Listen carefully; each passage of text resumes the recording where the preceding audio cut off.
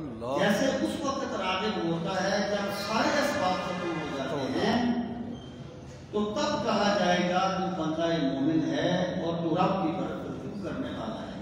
سبحان اللہ۔ حضرت شیخ نے ایک اور مقام پر فرمایا، آپ فرماتے ہیں کہ اے بندے، جب تجھے کوئی تکلیف ہوتی ہے تو پہلے تو اپنے روٹین کا علاج کرتا ہے۔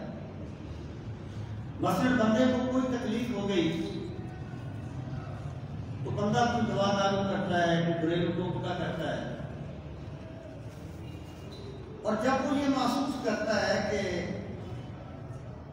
علاج نہیں ہوا، پھر بندہ کسی ڈاکٹر کے پاس جاتا ہے، کسی حکیم کے پاس جاتا ہے، اور جب وہ یہ محسوس کرتا ہے کہ اس حکیم سے بھی مجھے آرام نہیں آیا، اس ڈاکٹر سے بھی مجھے آرام نہیں آیا، تو پھر وہ جو بندہ ہے وہ کسی اسپیشلسٹ کے پاس چلا جاتا ہے، کسی ماہر حکیم کے پاس، ماہر طبیب کے پاس چلا جاتا ہے، اور جب اسے وہاں سے بھی آرام نہیں آتا، ایک مرحلہ آتا ہے جب ڈاکٹر کہہ دیتے ہیں جی اسے گھر لے جاؤ اور اس کے لیے دعا کرو۔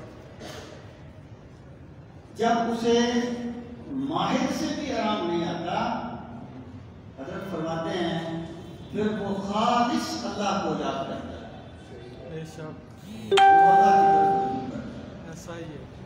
آپ فرماتے ہیں کہ جب تیری بیماری کا پہلا مرحلہ تھا، جب بالکل سارے اسباب مجھے نظر آتے تھے کہ یہ ہیں، جیسے تو نے مایوس ہو کر رب کی طرف رجوع کیا، اگر تو سارے اسباب کے ہوتے ہوئے بھی رب کی طرف ویسے ہی رجوع کرتا، تب کہا جاتا تو بندہ مومن ہے، وہ اپنے رب کی طرف رجوع کرنے والا ہے۔ سمجھ محترم، دعا کے باب میں آپ نے انہی حقیقتوں کو بیان فرمایا۔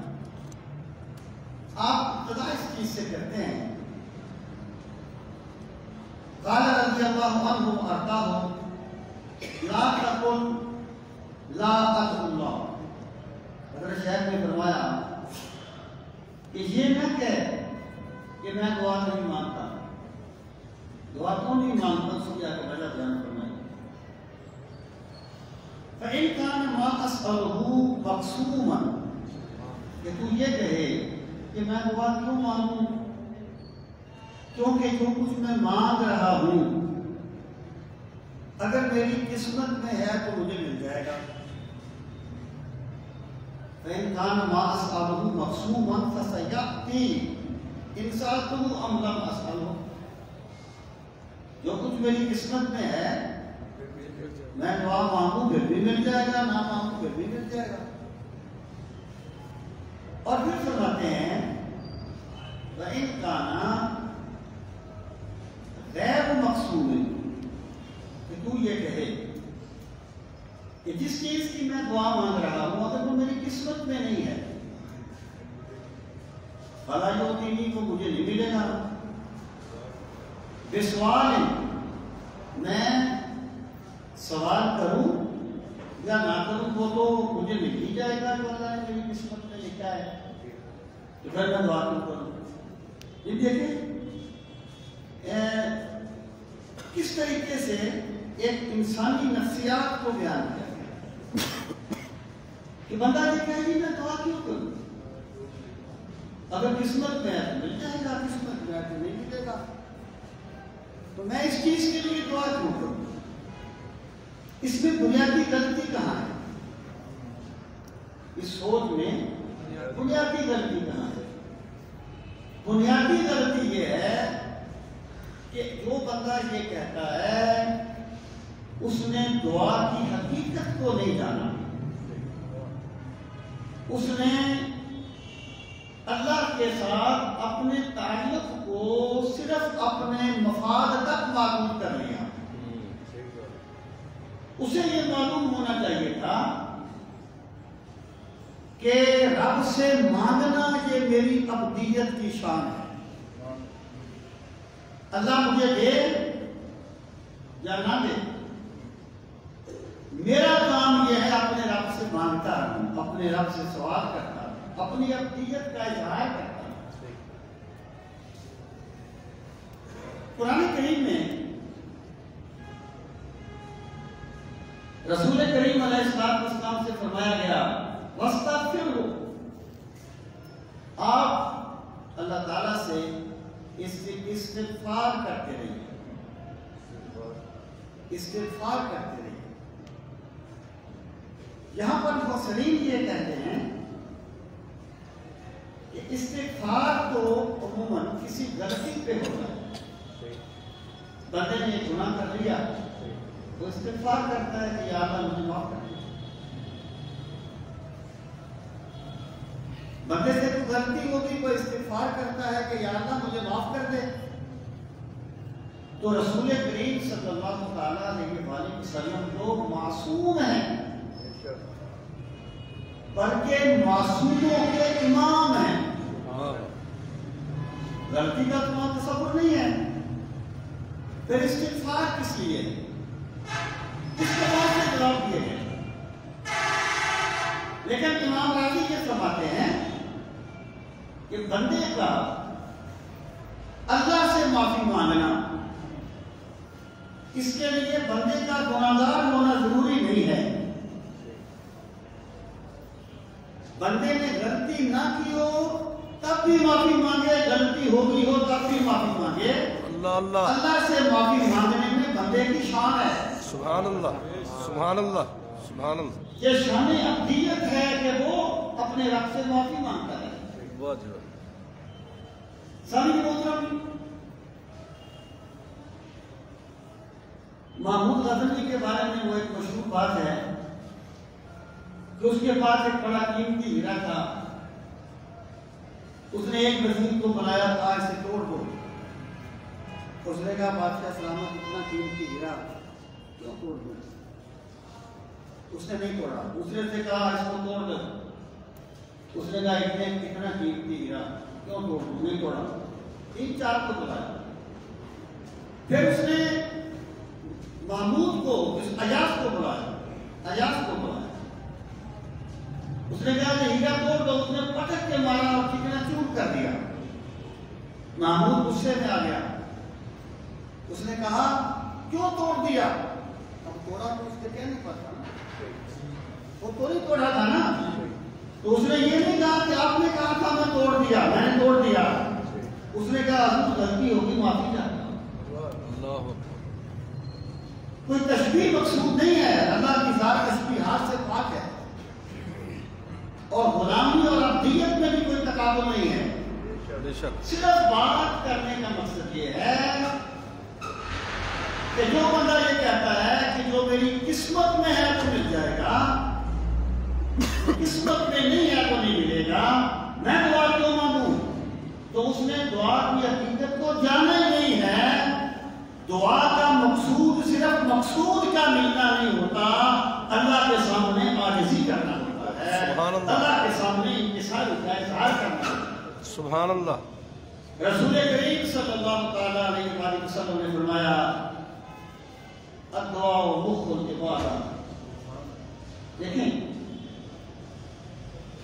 اسلام یہ کہتا ہے، ایک تو یہ ہے نا بندے نے دعا مانگی اور بندے کو اس کا مقصود مل گیا تو آپ یہ کہیں کہ اس کی دعا کا فائدہ ہو گیا. اگر دعا نہیں مانگی، دعا مانگی اس نے، اسے اس کی مانگی ہوئی چیز نہیں ملی، تو بندہ یہ نہ کہے کہ مجھے کوئی فائدہ نہیں ہوا، کیونکہ دعا مانگنا بذات خود عبادت ہے. الدعاء مخ العبادہ. دعا صرف عبادت نہیں ہے، عبادت کا نچوڑ ہے، عبادت کا مقصد ہے. آپ کی ہر عبادت اللہ کے سامنے عاجزی ہے. یعنی بندہ نماز میں کھڑا ہے، ہاتھ باندھ کے کھڑا ہو گیا، یہ بھی عاجزی ہے. تلاوت کر رہا ہے، اللہ کا کلام رکوع میں چلا گیا یہ بھی عاجزی ہے، سجدے میں چلا گیا یہ بھی عاجزی ہے. لیکن جب اس بندے نے اپنے ہاتھ اٹھا کے کہا کہ میرے مالک میری مدد کر، تیرے سوا میرا کوئی نہیں، تو عاجزی اپنی انتہا کو پہنچ گئی. اب دعا و کفر عبادت، دعا عبادت کا مقصد ہے. سمجھے محترم؟ تو حضرت صاحب فرماتے ہیں کہ وہ بندہ یہ کہتا ہے اگر میری قسمت میں ہوا تو مل جائے، نہ قسمت میں ہوا تو نہیں ملے گا، تو دعا کیوں مانگا؟ آپ فرماتے ہیں وہ بندہ کہتا ہے بل اسألہ عز وجل جمیع ما اريد وتحتاج الیہ من خیر الدنیا والآخرہ ما لم يكن فيه محرم ومفسدا لأن اللہ تعالی امر بالسؤال له وحث علیہ. تو بندہ یہ کہتا ہے کہ فرض کریں وہ ایک بیماری میں ہے یا اس کا مشکل کام ہے، کہتا ہے میں اس مشکل کام کے لیے تو نہیں کہتا، دعا نہیں مانگتا. ہاں میں مجموعی طور پر دعا مانگوں گا، مجموعی طور پر کہ یا اللہ مجھے نیکیاں، مجھے برکتیں دے دے، مجھے اپنی رحمتیں دے دے. میں اس مقصود چیز کی دعا کیوں مانگوں جو اگر میری قسمت ہے تو مجھے مل جائے، کہ نہیں ہے تو نہیں ملے گی. شیخ فرماتے ہیں کہ اس کی یہ سوچ غلط ہے. اس کی سوچ کیوں غلط ہے؟ فرماتے ہیں قال تعالی ادعونی استجب لکم.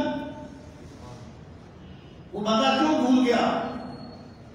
اللہ تعالیٰ نے فرمایا بندو مجھ سے مانگا کرو، اللہ میں تمہاری دعاؤں کو قبول کرنے والا. سبحان اللہ. مجھے پکارو، میں تمہاری پکار کو سنوں گا.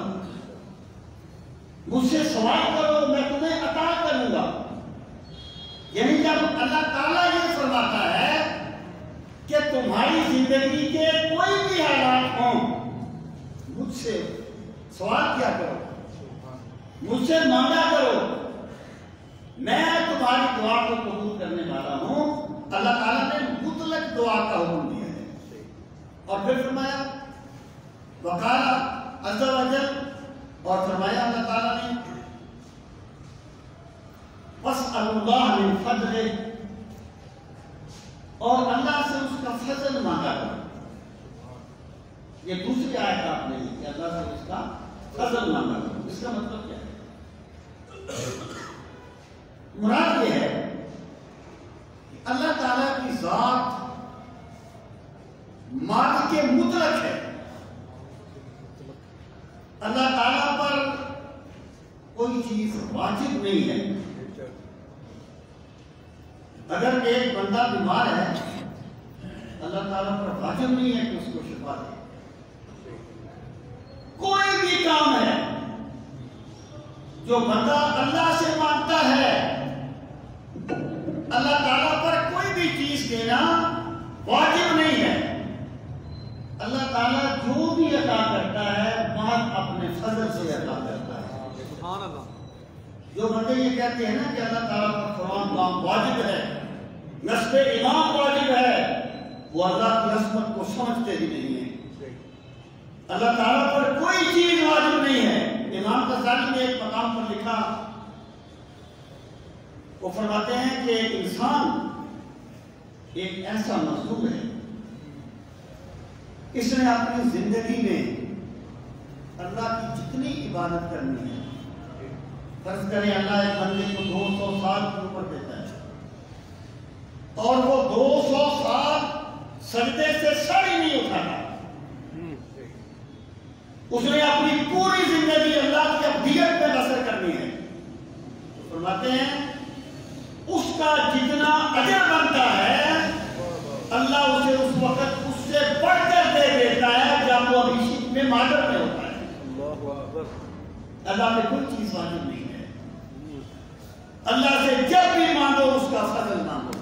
فضل کریں کہ تھر کمبل اونچیاں شانہ والے، کہ فضل کریں کہ بخشے دامن میں بھر کے منہ کارے. اللہ اکبر. وہ ایک صوفی کی بات مجھے یاد آ رہی ہے کہ کسی جگہ پر ایک بندہ قتل ہو گیا، ایک بے گناہ بندہ انہوں نے قاتل کے طور پر پکڑ لیا۔ اب جو پکڑا گیا وہ قاتل نہیں تھا، اب وہ دعا مانتا کہ یا اللہ عدل کر، یا اللہ عدل کر، اور وہ جو قاتل تھا وہ کہتا یا اللہ فضل کر، یا اللہ فضل کر۔ دیکھیں یہ دنیا کے فیصلے ہیں، آخرت کے فیصلے میرا خدا جانے۔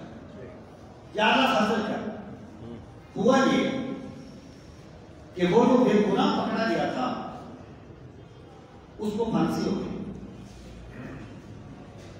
کسی نے کسی اللہ والے سے پوچھا کہ یہ کیا تو آپ کو بے گناہ تھا، اس کو پھانسی لگ گئی اور قاتل بچ گیا۔ اس اللہ والے نے کہا کہ یہ جو قاتل تھا نا، یہ کیا کرتا تھا یا اللہ عدل کر۔ ایک مرتبہ یہ نہر میں نہا رہا تھا، ایک کوئی پتنگا یا ایسی کوئی چیز تیرتی ہوئی آئی جو لوزی نہیں تھی، اس نے اس کو ویسے ہی مار دیا۔ اب وہ بھی تو اللہ کے نزدیک ایک جان تھی نا۔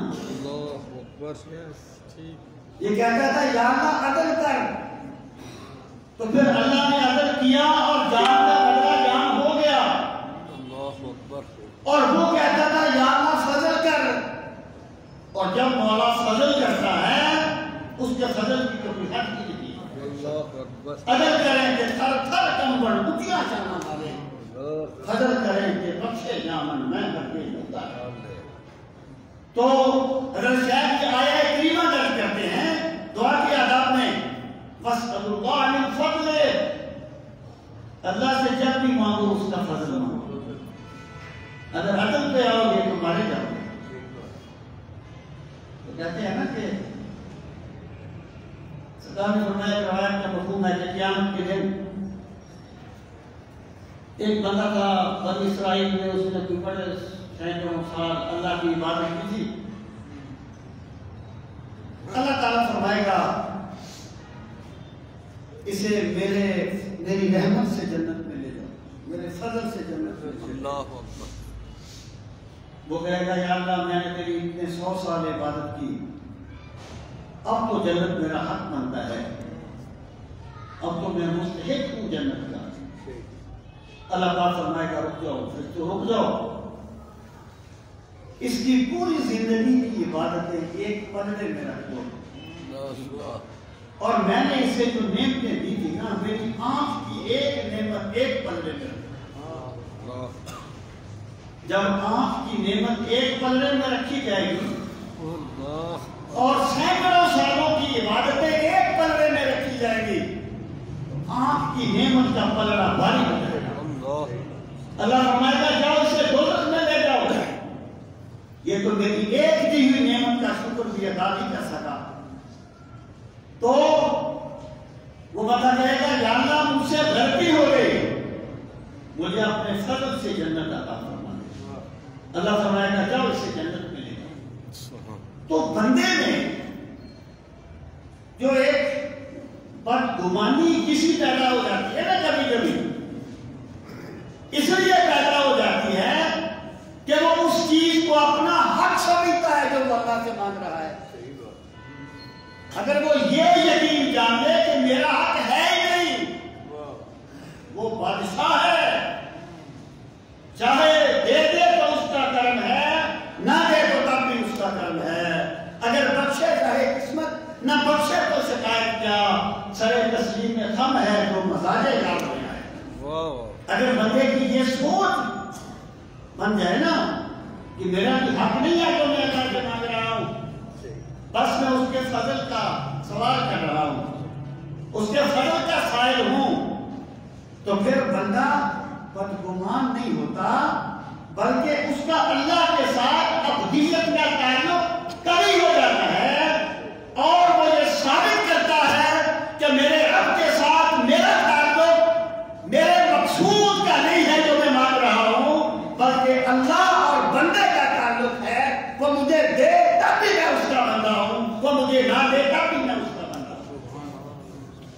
اللہ من فضل، اللہ سے اس کا فضل مانگا کرو۔ اور پھر آپ فرماتے ہیں تیسری آیت کریمہ لکھی کہ وَلَا تَتَمَنَّوْا مَا فَضَّلَ اللَّهُ بِهِ بَعْضَكُمْ عَلَىٰ بَعْضٍ۔ اللہ کی ایک تقسیم ہے، ایک بندہ کسی شاہی خاندان میں پیدا ہو جاتا ہے، بہت اچھی شکل و صورت لے کے آتا ہے، کسی بڑی کے گھر میں پیدا ہو جاتا ہے، بڑی ذہانت لے کے دنیا میں آتا ہے، یہ میرے رب کی تقسیم ہے، یہ میرے مولا کی تقسیم ہے۔ تمنا کسے کہتے ہیں؟ تمنا اس آرزو کو کہتے ہیں جو پوری نہیں ہو سکتی، جو یعنی تمنا ہے تو مر کر بھی نہ پوری ہو، تمنا ہے جو مر کر بھی نہ پوری ہو، جو دل ہی دل میں رہ جائے اسے ارمان کہتے ہیں۔ اب دیکھیں ایک بندہ یہ کہے کہ یار میں فلاں خاندان میں پیدا ہو گیا، میں کسی سادات خاندان میں پیدا کر لوں گا، تو کیا وہ سادات خاندان میں شروع ہو جائے گا اس طریقے سے؟ ایک بندہ کسی غریب والدین کے گھر میں پیدا ہوا ہے، وہ سوچے کہ میں امیر والدین کے گھر میں پیدا کیوں نہیں ہوا، تو کیا اس کے والدین بدل جائیں گے؟ وہ ہلکی پھلکی سی بات ہے۔ میرا ایک اسٹوڈنٹ تھا، ان کے گھریلو حالات تلخ تھے، اس کی والدہ کو طلاق ہو گئی، والد چاہتا تھا کہ بچے والدہ سے نہ ملیں، بچے ہوتے ہیں وہ کبھی والدہ سے ملنے کے لیے، تو ایک کشمکش کا ماحول تھا اس کے گھر میں۔ تو مجھے کہتا تھا کہ سر ابو بہت تنگ کرتے ہیں، میں اسے کہتا تھا بیٹا ابو تبدیل نہیں ہو سکتی، ابو یہی نہیں۔ تو اللہ پاک نے فرمایا وَلَا تَتَمَنَّوْا مَا فَضَّلَ اللَّهُ بِهِ بَعْضَكُمْ عَلَىٰ بَعْضٍ۔ اللہ نے تمہیں جو بعض کو بعض پر فضیلت دی ہے نا، اس کی تمنا نہ کیا کرو، یعنی اس کا یہ مطلب نہیں ہے کہ جن کو چھوڑ دو، جو چیزیں تمہیں کوشش کر کے مل سکتی ہیں وہ دو۔ تم مزدور ہو، کارخانہ دار بن سکتے ہو، تم کسی چھوٹے خاندان سے ہو، پڑھ لکھ کے دنیا کی امامت کر سکتے ہو، لیکن تمہارا خاندان نہیں بدلا جائے گا، تمہارے والدین نہیں بدلے جائیں گے۔ یعنی دعا مانگتے ہوئے حسد کا شکار نہ ہونا کہ اللہ مجھے کیا تھا، مجھے تو اس خاندان میں پیدا کر دیا، اسے اس خاندان میں پیدا کر دیا۔ واسطہ علی واسطہ نے کہا تھا سب کچھ خدا کرتا ہے، اور خدا جو کرتا ہے ٹھیک کرتا ہے، اور خوش نصیب وہ ہے جو اپنے نصیب سے خوش ہے۔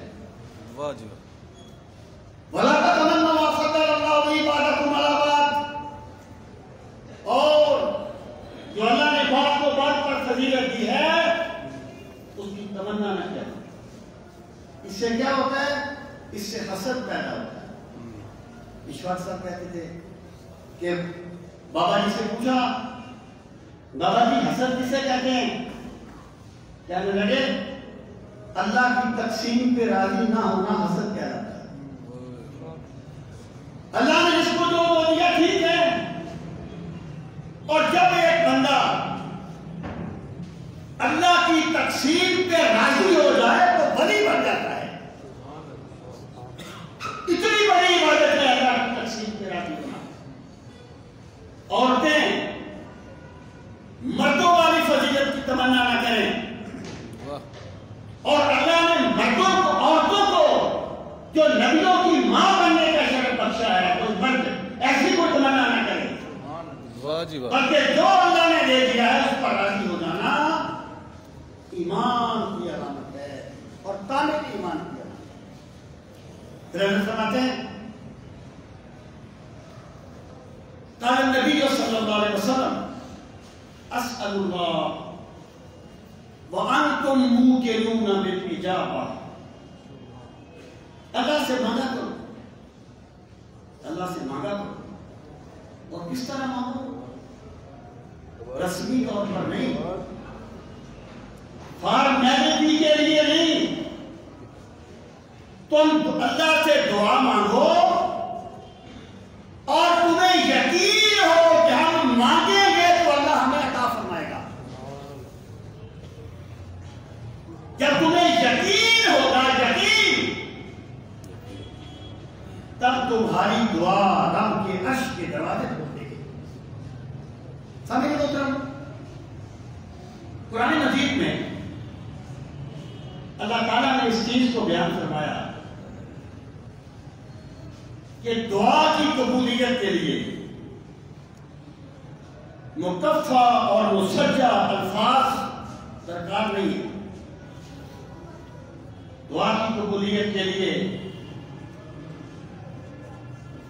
کوئی خوبصورت لہجہ بھی درکار نہیں ہے۔ دعا کی قبولیت کے لیے شرط کیا ہے؟ بندہ اپنے آپ کو رب کے سامنے بے بس کر دے کہ مولا تیرے سوا کوئی نہیں، تو نہیں دے گا تو مجھے کون دے گا؟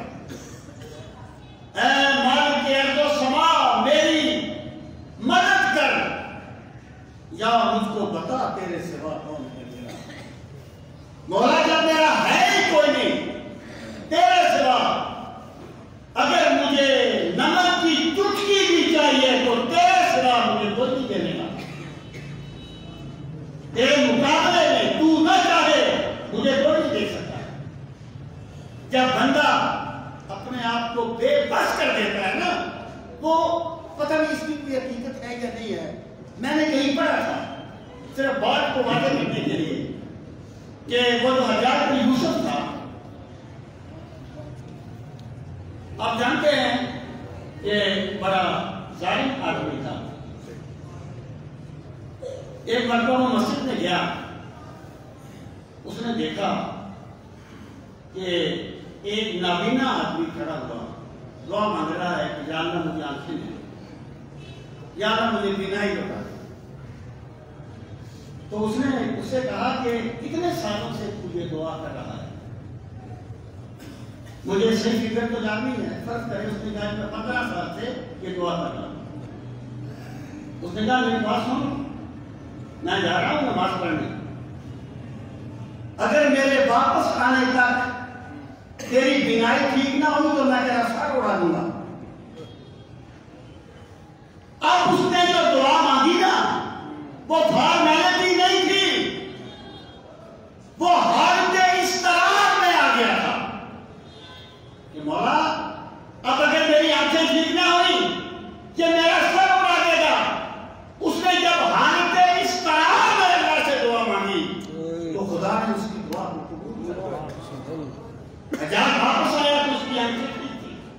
میں کہنا یہ چاہتا ہوں کہ یعنی جیسے ایک بندہ کشتی میں سفر کرتا ہے، اللہ پہ اس کا بھروسہ ہوتا ہے، کشتی ٹوٹ جائے تو تختے پہ بھروسہ کرتا ہے، جب تختہ بھی ہمارے سے دھوتا ہے پھر وہ اللہ کو پکارتا ہے۔ بھائی اسباب حق ہیں، اسباب حق ہیں، لیکن اسباب کو مسبب الاسباب کے سامنے بے بس کر دینا حق کے استراحت کہلاتا ہے۔ اور جب یہ چیز آ جائے پھر میرا مولا مانگنے والے کا دام بھر دیتا ہے، مانگنے والے کی جھولی بھر دیتا ہے۔